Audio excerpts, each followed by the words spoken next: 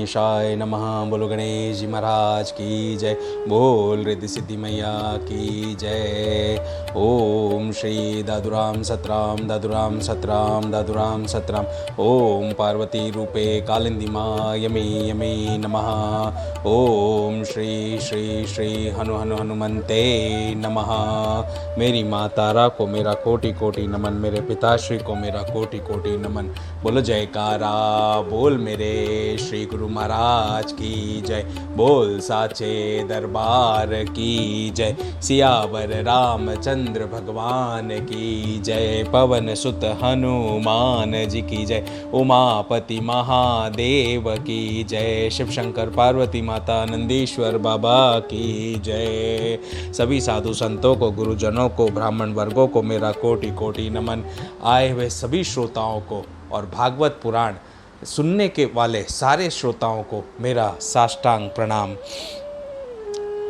आज भागवत पुराण शुरू करने से पूर्व आइए हम माँ सरस्वती का आह्वान करते हैं कि वे आकर मेरी मुख रसना में वास करें और इस मुख से वही वाणी निकले जो धर्म संगत हो, धर्म परायण हो और जीवों का कल्याण करने हेतु हो।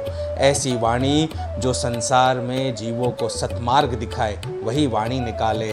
माँ सरस्वती आपका आह्वान करता हूँ। हे मेरे हनुमान जी महाराज, आपका आह्वान करता हूँ, आप आकर मेरे हृदय में आसन ग्रहण करें और भागवत पुराण शुक सुधा सागर ये जो कथा करने जा रहे हैं, इसमें पूर्ण भक्ति और पूर्ण बुद्धि ज्ञान विद्या सब कुछ देना प्रभु, और हमारी सदैव रक्षा करना। गणेश जी महाराज का आह्वान करता हूँ कि वे हमारे सभी संकटों से, कष्टों से हमारी रक्षा करें और हमें सदैव अपने विघ्नों से बचाते हुए अपनी शरण में रखे। बोले सियावर रामचंद्र जी की जय। पवन सुत हनुमान जी की जय। उमापति महादेव की जय। बोलो कृष्ण कन्हैया लाल की जय। श्री कृष्ण गोविंद हरे मुरारी, हे नाथ नारायण वासुदेवा। श्री कृष्ण गोविंद हरे मुरारी, हे नाथ नारायण वासुदेवा। श्री कृष्ण गोविंद हरे मुरारी, हे नाथ नारायण वासुदेवा। श्री कृष्ण गोविंद हरे मुरारी, हे नाथ नारायण वासुदेवा। मात स्वामी सखा हमारे, पितमात स्वामी सखा हमारे, हे नाथ नारायण वासुदेवा। श्री कृष्ण गोविंद हरे मुरारी, हे नाथ नारायण वासुदेवा। श्री कृष्ण गोविंद हरे मुरारी, हे नाथ नारायण वासुदेवा। राधे कृष्ण राधे कृष्ण राधे राधे कृष्ण कृष्ण राधे कृष्ण राधे कृष्ण राधे राधे कृष्ण कृष्ण राधे कृष्ण राधे राधे कृष्ण कृष्ण हरे कृष्ण कृष्ण कृष्ण हरे हरे।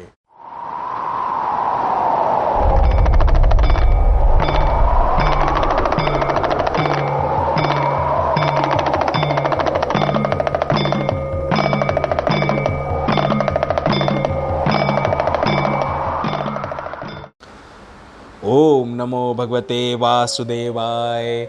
आज हम श्रीमद् भागवत पुराण के तृतीय स्कंद पर पहुंचे हैं और तृतीय स्कंद को शुरू करने जा रहे हैं, जिसका पहला अध्याय है उद्धव और विदुर की भेंट। अब देखिए उद्धव जी की विदुर जी से भेंट कैसे होती है और किस प्रकार हुई, वो घटना आपको तृतीय स्कंद के पहले अध्याय में पता चलेगी। तो ध्यान पूर्वक सुनिएगा, क्योंकि भागवत पुराण के एक एक शब्द में बहुत सारे रहस्य छुपे होते हैं, बहुत सारा ज्ञान मिलता है। उसके लिए बहुत ध्यान पूर्वक इसे सुनने की और समझने की जरूरत है। तो ये जो कथा है, ये कथा सूत जी शौनकादि ऋषियों को सुना रहे हैं। हम पहले 2 स्कंदों से देखते आ रहे हैं कि किस प्रकार सूत जी से शौनकादि ऋषि काफ़ी सारे प्रश्न पूछते हैं और उसके उत्तर में सूत जी ने उन्हें पूरी भागवत की कथा सुनानी आरंभ की। और सूत जी कहाँ से कथा सुनाना आरंभ कर रहे हैं? जहाँ पर राजा परीक्षित के आखिरी के 7 दिन बचे हैं जीवन के, और वे गंगा तट पर जाकर बैठे हैं, जहाँ सारे ब्रह्म ऋषि आए और सुखदेव जी भी आए और वे राजा परीक्षित को भागवत की कथा सुना रहे हैं। तो यहाँ पर सुखदेव जी ने राजा परीक्षित से कहा, परीक्षित, जो बात तुमने पूछी है वही पूर्व काल में अपने सुख समृद्धि से पूर्ण घर को छोड़कर वन में गए हुए विदुर जी ने भगवान मैत्रेय जी से पूछी थी। अब परीक्षित ने सुखदेव जी से कौन सा प्रश्न किया था? ये तो हमने पहले देखा था कि परीक्षित ने सुखदेव जी से कौन सा प्रश्न किया था कि जीवन जीते समय इंसान को कौन से कर्म करने चाहिए, और जो मरने के निकट आ जाता है, समय मृत्यु के निकट आ जाता है, तो उस समय जीव को क्या कर्म करना चाहिए और कौन से कर्म नहीं करने चाहिए जीवन पर्यंत। तो सुखदेव जी कहते हैं कि ऐसे बहुत सारे प्रश्न जो है विदुर जी ने भी भगवान मैत्रेय जी से पूछे थे। जब सर्वेश्वर भगवान श्री कृष्ण पांडवों के दूत बनकर गए थे, तब वे दुर्योधन के महलों को छोड़कर उसी विदुर के घर में उसे अपना ही समझकर बिना बुलाए चले गए थे। तो राजा परीक्षित ने पूछा चौंक कर, प्रभु ये तो बतलाइए कि भगवान मैत्रेय के साथ विदुर जी का समागम कहाँ और किस समय हुआ था? पवित्र आत्मा विदुर ने महात्मा मैत्रेय जी से कोई साधारण प्रश्न तो नहीं किया होगा, क्योंकि उसे तो मैत्रेय जी जैसे साधु शिरोमणि अभिनंदन पूर्वक उत्तर देकर महिमान्वित किया था। तो सूत जी कहते हैं, सर्वज्ञ सुखदेव जी ने राजा परीक्षित के इस प्रकार प्रश्न पूछने पर प्रसन्न होकर कहा कि परीक्षित, यह उन दिनों की बात है जब अंधे राजा धृतराष्ट्र ने अन्यायपूर्वक अपने दुष्ट पुत्रों का पालन पोषण करते हुए अपने छोटे भाई पांडु के अनाथ बालकों को लाक्षा भवन में भेजकर आग लगवा दी थी। तो अब ये कथा किस समय की है? विदुर जी का और उद्धव जी का भेंट कैसे होगा वो भी हम बताएंगे, लेकिन अब जो सुखदेव जी कथा बता रहे हैं वो उस समय की है जब धृतराष्ट्र जो थे पांडवों के ताऊ थे, मतलब पांडव के बड़े भाई, तो 5 पांडवों के ताऊ हुए। तो उन्होंने अपने पुत्रों के पालन पोषण करते हुए अपने छोटे भाइयों के बच्चों को अनाथ समझकर लाक्षागृह में भेज दिया था। जब उनकी पुत्र वधू और महाराज युधिष्ठिर की पटरानी द्रौपदी के केश दुशासन ने भरी सभा में खींचे, उस समय द्रौपदी की आंखों से आंसुओं की धारा बह चली और उस प्रवाह से उसके वक्षस्थल पर लगा हुआ केसर भी बह चला, किंतु धृतराष्ट्र ने अपने पुत्र को उस कुकर्म से नहीं रोका। तो देखो, एक पिता का कर्तव्य होता है कि यदि पुत्र गलत मार्ग पर जा रहा है, कोई गलत कर्म कर रहा है, तो उसे गलत कर्म करने से रोके, लेकिन धृतराष्ट्र ने नहीं रोका। इतना जघन्य अपराध दुर्योधन और दुशासन कर रहे थे। भरी सभा में द्यूत क्रीड़ा लगी हुई थी और वहां पर द्रौपदी को भरी सभा में खींच कर लाया गया, और वहां पर उसके साथ में जो अन्याय हुआ उसको भी धृतराष्ट्र चुपचाप, आंख बंद तो थी ही उनकी, जबान भी बंद कर कर बैठे हुए थे और अपने पुत्रों को रोका नहीं। दुर्योधन ने सत्यपरायण और भोले भाले युधिष्ठिर का राज्य जुए में अन्याय से जीत लिया और उन्हें वन में निकाल दिया, किंतु वन से लौटने पर प्रतिज्ञा अनुसार जब उन्होंने अपना न्यायोचित पैतृक भाग मांगा, यानी अपना हिस्सा मांगा युधिष्ठिर ने कि जो हमारा न्यायोचित हिस्सा आता है राज्य का वो आप दे दो हमें, तब भी मोहवश उन्होंने उस अजात शत्रु युधिष्ठिर को उनका हिस्सा नहीं दिया। महाराज युधिष्ठिर के भेजने पर जब जगत गुरु भगवान श्री कृष्ण ने कौरवों की सभा में हित भरे सुमधुर वचन कहे जो भीष्मादि सज्जनों को अमृत से लगे, पर कुरु राज ने उनके कथन को भी कुछ भी आदर नहीं किया। देते कैसे? उनके तो सारे पुण्य नष्ट हो चुके थे। तो जिस जीव के सारे पुण्य नष्ट हो जाते हैं तब उसके पाप कर्म का फल मिलना उसे चालू हो जाता है। फिर जब सलाह के लिए विदुर जी को बुलाया गया, तब मंत्रियों से श्रेष्ठ विदुर जी ने राज्य भवन में जाकर बड़े भाई धृतराष्ट्र के पूछने पर उन्हें वही सम्मति दी जिसे नीति शास्त्र के जानने वाले पुरुष विदुर नीति कहते हैं। तो विदुर जी ने उस समय राजा धृतराष्ट्र से कहा कि महाराज, आप अजात शत्रु महात्मा युधिष्ठिर को उनका हिस्सा दे दीजिए। वे आपके न सहने योग्य अपराध को भी सह रहे हैं। भीम रूप काले नाग से तो आप भी बहुत डरते हैं। देखिए, वह अपने छोटे भाइयों के सहित बदला लेने के लिए बड़े क्रोध से फुफकारे मार रहा है। तो देखो विदुर जी ने महाराज धृतराष्ट्र को कई तरीके से समझाया कि एक तो आप अनीति मत करो, नीति के हिसाब से आप धृतराष्ट्र को उसका राज्य दे दो, और नहीं देंगे तो आप तो भीम से जानते हो भीम कैसा है, और भीम से आपको डर भी लगता है। वो तो फुफकार मारने के लिए क्रोध में बदले की भावना में बैठे हुए हैं, क्योंकि द्रौपदी का इतना बड़ा अपमान जो किया था, और भीम ने तो भरी सभा में कसम खा ली थी कि वो दुर्योधन की जंघा को तोड़ेगा। आपको पता नहीं भगवान श्री कृष्ण ने पांडवों को अपना लिया है। वे यदुवीरों के आराध्य देव इस समय अपनी राजधानी द्वारकापुरी में विराजमान हैं। उन्होंने पृथ्वी के सभी बड़े बड़े राजाओं को अपने अधीन कर लिया है, तथा ब्राह्मण और देवता भी उन्हीं के पक्ष में है। जिसे आप पुत्र मानकर पाल रहे हैं तथा जिसकी हाँ में हाँ मिला रहे हैं, उस दुर्योधन के रूप में तो मूर्तिमान दोष ही आपके घर में घुसा हुआ है। यह तो साक्षात भगवान श्री कृष्ण से द्वेष करने वाला है। इसी के कारण आप भगवान श्री कृष्ण से विमुख होकर श्रीहीन हो रहे हैं। अतएव यदि आप अपने कुल की कुशल चाहते हैं तो इस दुष्ट को तुरंत ही त्याग दीजिए। देखो, जो धर्मज्ञ पुरुष होते हैं, धर्म के मार्ग पर चलने वाले सत्य भाषी पुरुष होते हैं, वे कभी भी सत्य वचन कहने से कतराते नहीं। चाहे वो अपना सगा परिवार का मेंबर ही क्यों ना हो, चाहे पत्नी क्यों ना हो, चाहे बच्चे क्यों ना हो, सत्य वचन वो हमेशा कहेगा। क्यों? क्योंकि उसे पता है कि यदि उस सत्य वचन का पालन हुआ तो उनकी भलाई होगी। वो हमेशा लोगों की भलाई चाहेगा, कभी किसी की बुराई नहीं चाहेगा। विदुर जी भी ऐसे ही थे। वे नहीं चाहते थे कि पांडव और कौरवों में युद्ध हो, और युद्ध का तो अंत क्या होगा ये सभी को पता था। तो विदुर जी इसी प्रकार महाराज धृतराष्ट्र को समझाने का भरसक प्रयास कर रहे थे।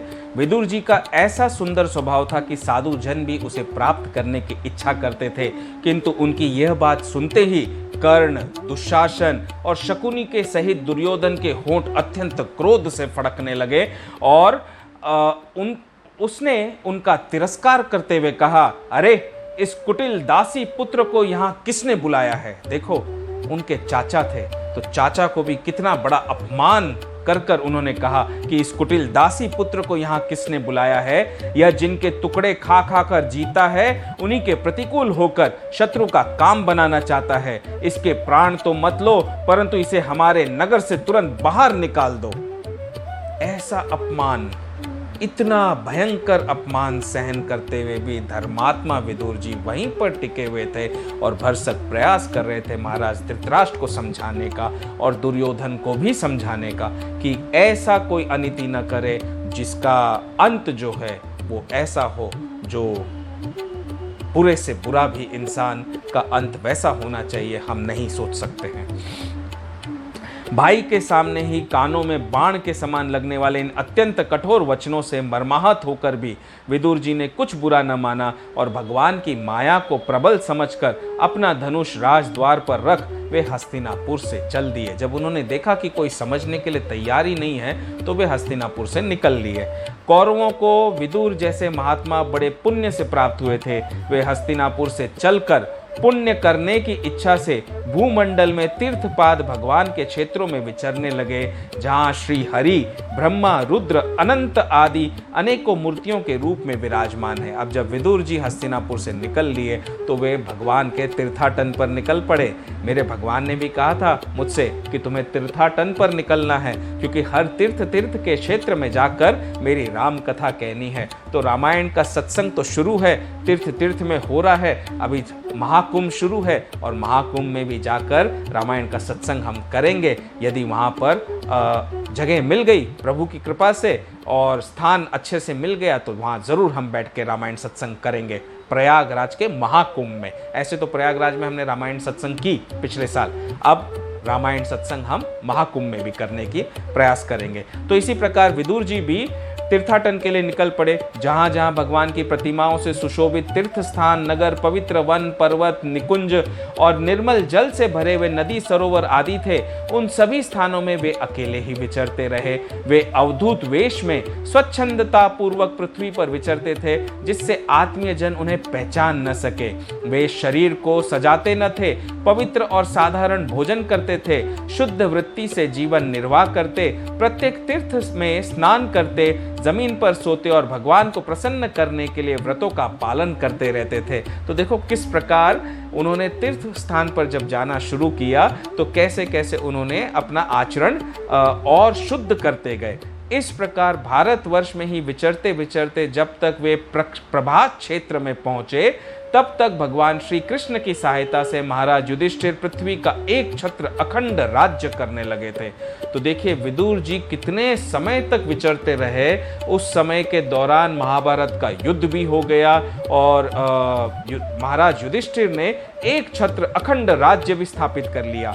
वहां उन्होंने अपने कौरव बंधुओं के विनाश का समाचार सुना तो आपस की कलह के कारण परस्पर लड़ भिड़ कर उसी प्रकार नष्ट हो गए थे जैसे अपने ही रगड़ से उत्पन्न हुई आग से बांसों का सारा जंगल जलकर खाक हो जाता है।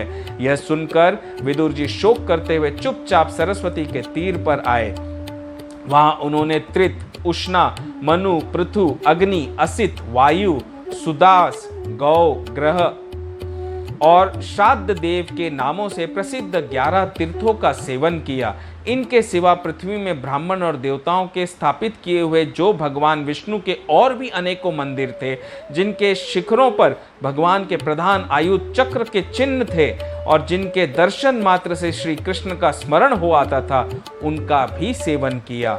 देखिए जिनके मंदिर के शिखरों पर भगवान के प्रधान आयुध जैसे शंख, चक्र आदि चिन्ह थे उनके दर्शन मात्र से श्री कृष्ण का स्मरण हो आता था, उसका भी सेवन उन्होंने किया। जैसे मैं जब जगन्नाथपुरी गया था तो जगन्नाथपुरी में मंदिर के एकदम ऊंचे शिखर पर भगवान श्री कृष्ण का चक्र बना हुआ है, बड़ा सुंदर चक्र है और उसी के ऊपर ध्वजा फहराई जाती है। हर दिन शाम के समय 5 से 6 बजे के बीच में ध्वजा फहराई जाती है वहां पर।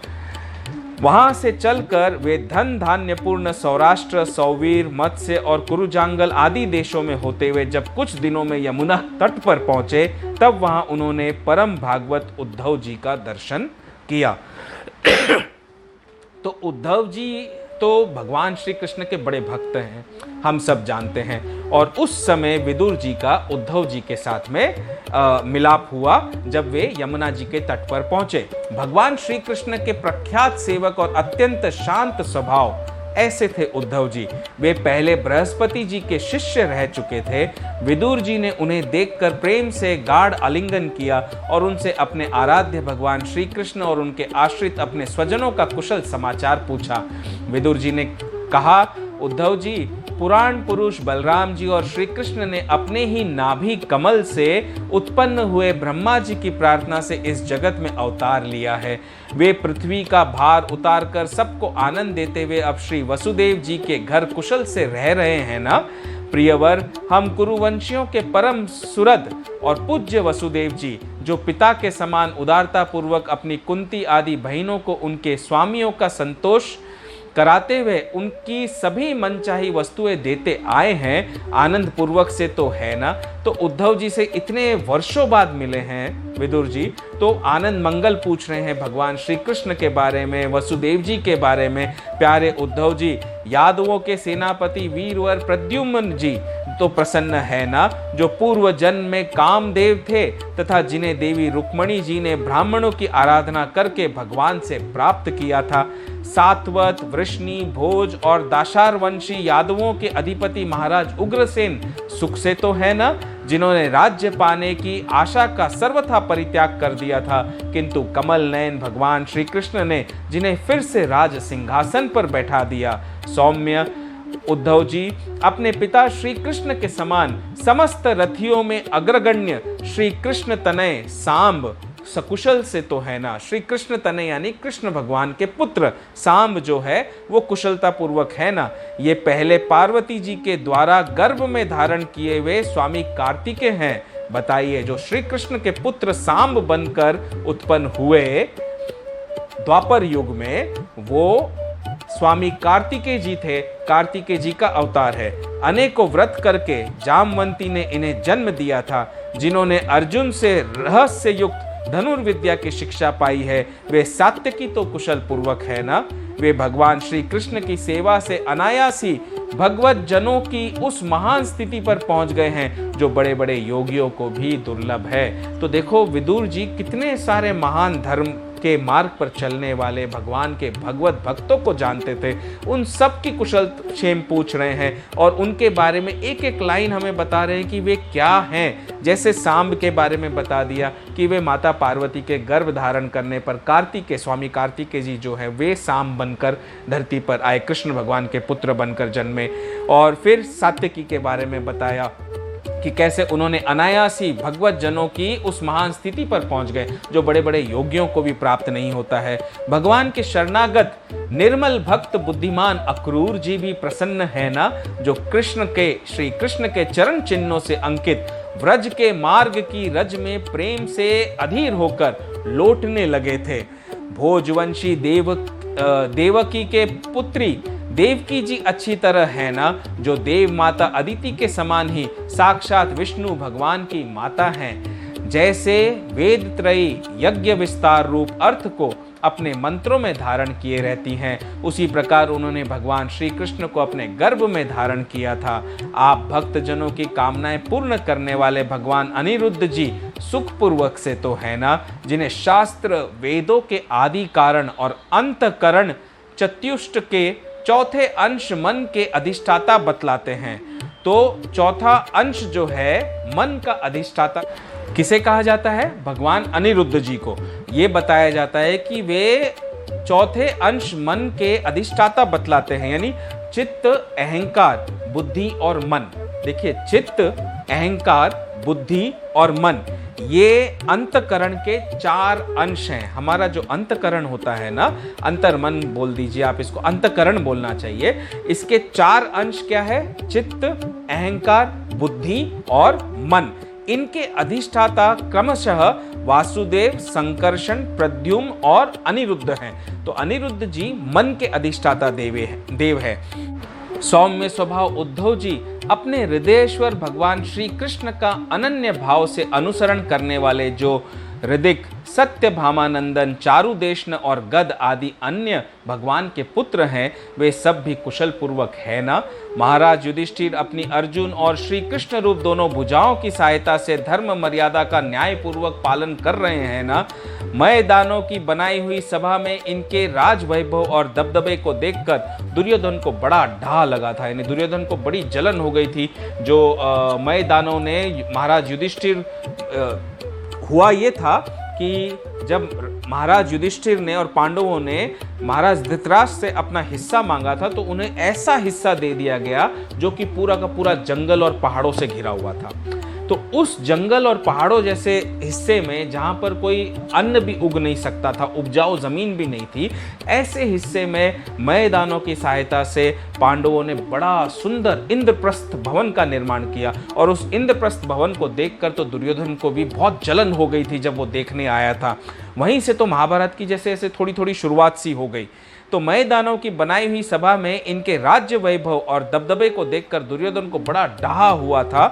अपराधियों के प्रति अत्यंत असहिष्णु भीमसेन ने सर्प के समान दीर्घकालीन क्रोध को छोड़ दिया है क्या? तो वे जानते हैं विदुर जी की भीमसेन को कितना क्रोध है, तो वे पूछ रहे हैं कि क्या भीमसेन ने उस क्रोध को त्याग कर दिया है कि नहीं किया है। जब वे गदा युद्ध में तरह तरह के पैतरे बदलते थे, तब उनके पैरों की धमक से धरती डोलने लग जाती थी। जिनके बाणों के जाल से छिपकर किरात वेशधारी अतएव किसी की पहचान में न आने वाले भगवान शंकर प्रसन्न हो गए थे। वे रथी और युद्धपतियों का सुयश बढ़ाने वाले गांडीवधारी अर्जुन प्रसन्नता से तो है ना। अब तो उनके सभी शत्रु शांत हो चुके होंगे। देखिए, विदुर जी धर्मात्मा थे, धर्मात्मा के साथ साथ ज्ञानी भी थे। उन्हें ये तो ज्ञान बड़ा अच्छा था कि जब महाभारत का युद्ध तो होगा ही होगा, और युद्ध होगा तो जहाँ कृष्ण भगवान जिनके पक्ष में है वही पक्ष जीतेगा, क्योंकि वही पक्ष धर्म का सहायक होगा। और प्रभु हमेशा धर्म के सहायक होते हैं। जो धर्म के मार्ग पर चलते हैं उनके साथ में रहते हैं, जो सत्य मार्ग पर चलते हैं उनके साथ में रहते हैं। अधर्म करने वालों के साथ में प्रभु कभी नहीं रहेंगे। तो इसलिए वे पूछ रहे हैं हैं कि अब तो सारे शत्रु शांत हो चुके हैं। पलक जिस प्रकार नेत्रों की रक्षा करते हैं, उसी प्रकार कुंती के पुत्र युधिष्ठिरादि जिनकी सर्वदा संभाल रखते हैं और कुंती ने ही जिनका लालन पालन किया है, वे माद्री के यमज पुत्र नकुल और सहदेव कुशल से तो है ना। उन्होंने युद्ध में शत्रु से अपना राज्य उसी प्रकार छीन लिया जैसे दो गरुड़ इंद्र के मुख से अमृत निकाल लाए।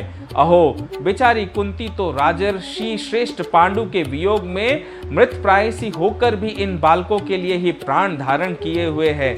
रथियों में श्रेष्ठ महाराज पांडु ऐसे अनुपम वीर थे कि उन्होंने केवल एक धनुष लेकर ही अकेले चारों दिशाओं को जीत लिया। तो पांडव महाराज जो थे वो थे बड़े धनुर्धारी और बड़े ही उत्कृष्ट योद्धा थे।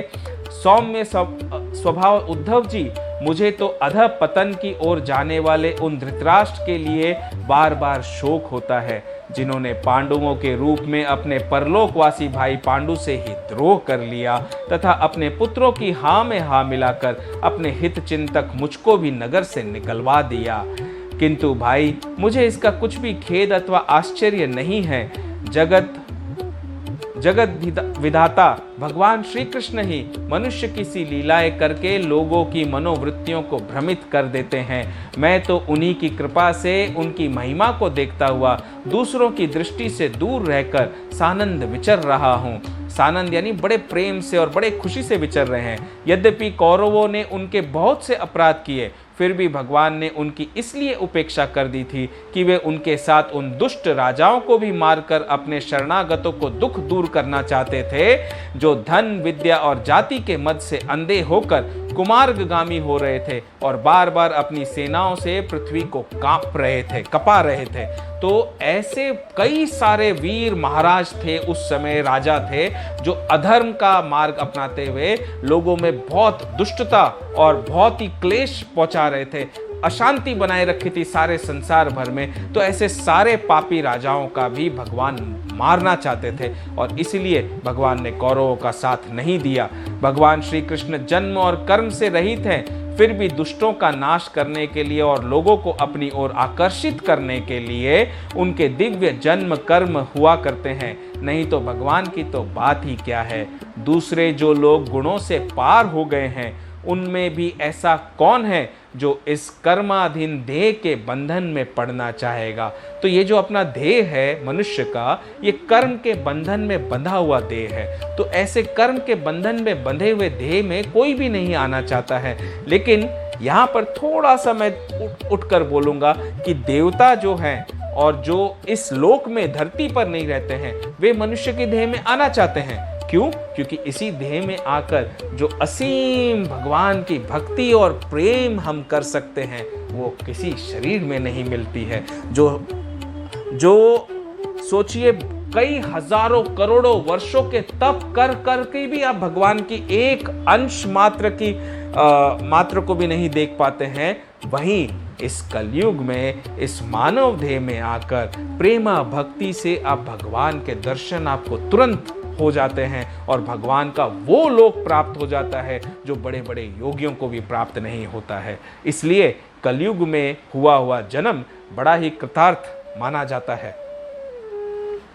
अतः मित्र, जिन्होंने अजन्मा होकर भी अपनी शरण में आए हुए समस्त लोकपाल और आज्ञाकारी भक्तों का प्रिय करने के लिए यदुकुल में जन्म लिया है, उन पवित्र कीर्ति श्री हरि की बातें मुझे सुनाओ। तो देखिए, विदुर जी इतने दिनों बाद उद्धव जी से मिले थे और वे जानते थे कि उद्धव जी तो पांडवों के साथ और श्री कृष्ण के साथ यदुवंशियों की सारी खबर रखते हुए कृष्ण के परम प्रिय भक्त हैं, तो उन्हें सारी खबर रहे होगी कि क्या हो रहा है। तभी उन्होंने इतने सारे प्रश्न पूछे, सबका कुशल क्षेम पूछा और फिर उन्होंने कहा कि भगवान श्री कृष्ण के सारे लीला चरित्र उन्हें सुनाए, क्योंकि भक्त के मुख से जब आप भगवान के लीला चरित्र सुनते हैं तभी उसमें बड़ा आनंद आता है। इस प्रकार विदुर जी का उद्धव जी के साथ में यमुना के तट पर मिलाप हुआ और वैसे प्रश्न हुए। अब आगे देखिए कि उद्धव जी किस प्रकार भगवान की बाल लीलाओं का वर्णन करते हैं। तो उन बाल लीलाओं का हम आनंद लेंगे। तब तक गाइए श्री कृष्ण गोविंद हरे मुरारी, हे नाथ नारायण वासुदेवा। श्री कृष्ण गोविंद हरे मुरारी, हे नाथ नारायण वासुदेवा। पितमात स्वामी सखा हमारे, पितमात स्वामी सखा हमारे, हे नाथ नारायण वासुदेवा। श्री कृष्ण गोविंद हरे मुरारी, हे नाथ नारायण वासुदेवा। राधे कृष्ण राधे कृष्ण राधे राधे कृष्ण कृष्ण राधे कृष्ण राधे कृष्ण राधे राधे कृष्ण कृष्ण हरे कृष्ण कृष्ण कृष्ण हरे हरे, हरे राम राम राम हरे हरे।